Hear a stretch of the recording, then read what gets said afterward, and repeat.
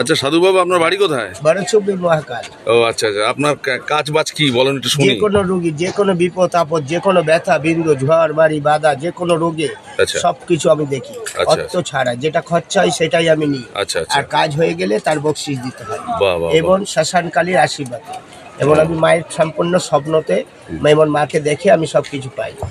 ঠিক আছে। আচ্ছা আচ্ছা আচ্ছা। তা আপনি আজকে এখানে কি কারণে এসেছেন? এখানে এসছি একটু দরকারে এসছি, এই দোকানে একটু মাল নিতে এসছি। আপনি এই ডিশঙ্করের কাছে কেন এসেছেন? নিঃসংকরের কাছে ক্যাসেট করতে এসছি, একটা সন্তানকে লাইনে বার করবো, ও ও প্রচারটা করবে আচ্ছা আচ্ছা। এর জন্য। এবং আমার এই প্রচারটা হলে আমার শ্মশানটা উন্নতি হবে, বড় হবে এবং আমার মায়ের পুজোটা পাবে। আমি কোনো অন্ন সেবা করি না যে আমাকে 2 টাকা অন্ন দিয়ে সেবা করতে হবে। আচ্ছা আচ্ছা। কেন আমরা মায়ের সেবাই করি ভোগ প্রসাদ। বাহ বাহ বাহ। তা আপনার ঠিকানাটা আরেকবার জোরে বলেন। এখানে বড়চুবড়ি মহাকাল। এটা কোথায়? এটা ভাই না। ও ভাই না, আচ্ছা আচ্ছা ঠিক আছে। এবং আমাকে ইউটিউবিতে খুলে দেখো, ত্রিশুল হাতে ভোলে বাবা নাচছে, হরিণডাঙ্গা মহাকাল সাধু বাবা। আচ্ছা আচ্ছা আমি পঞ্চশাসনের সাধু আচ্ছা নাগা।